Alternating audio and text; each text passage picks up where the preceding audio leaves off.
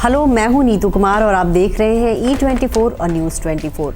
आज बात करेंगे प्राण की, वो विलन जिससे जिनको पर्दे पर देखते ही बच्चे खौफजदा हो जाया करते थे।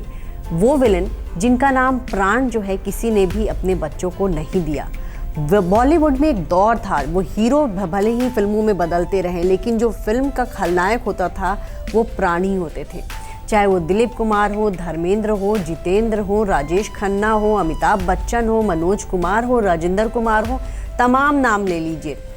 इन सभी एक्टर को परेशान प्राण ही क्या करते थे। चाहे वो 50 का दशक हो, 60 का दशक हो, 70 का दशक हो, फिल्मों में सबसे मशहूर विलेन प्राण हुआ करते थे। प्राण कहते हैं उनकी फीस बहुत ज़्यादा हुआ करती थी। राजेश खन्ना से ज़्यादा फीस उनको मिलती थी। आपको फिल्म जंजीर याद होगी, उस फिल्म में लीड एक्टर तो अमिताभ बच्चन थे, लेकिन फिल्म में उनका प्राण का भी एक ख़ास रोल था, खान चाचा का रोल। वो आपने देखा होगा, और उस रोल के लिए उन्होंने 5 लाख रुपए लिए थे, जबकि इस फिल्म के लिए अमिताभ बच्चन को सिर्फ 2.5 लाख मिले थे।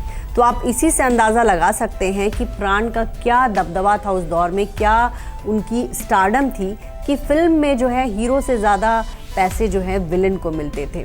प्राण का जन्म 12 फरवरी 1920 को दिल्ली के बल्ली मरान में हुआ। दिल्ली में ही उनकी पढ़ाई लिखाई हुई। उनको फोटोग्राफर बनने का शौक था और ऐसे में वो शिमला चले गए। वहाँ वो फोटो स्टूडियो में काम करते थे, साथ ही उन्होंने रामलीला वगैरह में भी काम किया और सीता का किरदार निभाया। प्राण को बता दें कि सिगरेट पीने की लत थी। 6ठी क्लास में उनको सिगरेट पीने की लत लग गई थी और सिगरेट खूब पिया करते थे। और एक बार वो पान की दुकान पर सिगरेट पी रहे थे और छल्ले उड़ा रहे थे। वहीं पे वली मोहम्मद नाम के एक राइटर की नज़र उन पर पड़ी। उनको प्राण का अंदाज़ बहुत शानदार लगा और उनको लगा कि इस शख्स को तो फिल्मों में काम करना चाहिए। और पहली फिल्म जो उनको ऑफ़र हुई वो एक पंजाबी फिल्म थी। पहले तो प्राण ने फिल्मों में काम करने की बात को मजाक में उड़ा दिया, लेकिन उनको जब 2-3 बार उन्होंने कहा तो वो उनसे मिलने गए और फिर उन्होंने यमला जट करके एक फिल्म की जिसमें वो विलन के रोल में थे। इसके बाद काफ़ी उन्होंने पंजाबी फिल्में की और बाद में जब देश का विभाजन हुआ तो फिर वो लाहौर से मुंबई चले गए और मुंबई में काफ़ी स्ट्रगल करने के बाद उनको फिर फिल्मों में काम करना पड़ा। पहले तो प्राण मुंबई में एक होटल में रहे और बाद में जब उनके पैसे खर्च होने लगे तो उन्होंने अपनी परिवार समेत वो एक सस्ते मकान में शिफ्ट हो गए। काफ़ी स्ट्रगल के बाद उनको मुंबई में फिर से फिल्मों में काम मिलना शुरू हुआ और जब एक बार शुरुआत हुई तो उसके बाद प्राण पीछे नहीं मुड़े।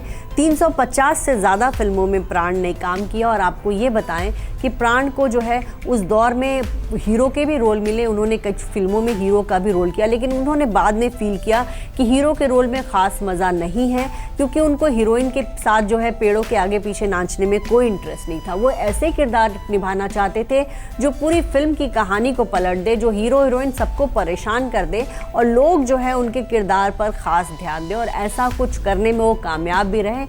बहुत सारी फिल्में हैं वो 50-60 के दशक की, चाहे वो लव स्टोरी हो, चाहे वो सोशल ड्रामा हो, इन सभी फिल्मों में प्राण एक धूर्त किरदार करते थे और बहुत ही शानदार तरीके से वो अपने रोल को निभाते थे। और यही वजह है कि उस दौर के सबसे महंगे विलेन प्राण बन गए थे। प्राण की निजी ज़िंदगी की बात करें तो उन्होंने शुक्ला अहलूवालिया से शादी रचाई थी और उनके 3 बच्चे हुए, 2 बेटे और 1 बेटी। और उनके परिवार में जो बच्चों ने फिल्मों में एक्टिंग का इतना नहीं सोचा। प्राण लंबे समय तक एक्टिंग करते रहे। 50 के दशक में वो कह सकते लीड किरदार करते थे। 60 के दशक में भी वो खलनायक बने रहे। 70 के दशक में भी उन्होंने खलनायकी की, लेकिन साथ में उन्होंने थोड़ा बदलाव किया।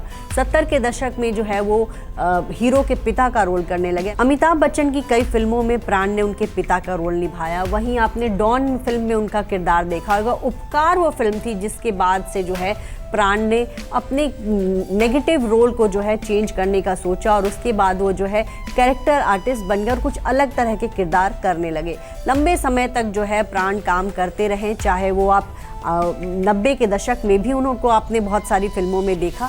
आपको ये बताएं कि प्राण को पद्म भूषण तक मिला, उनको दादा साहब फाल्के अवार्ड भी मिला।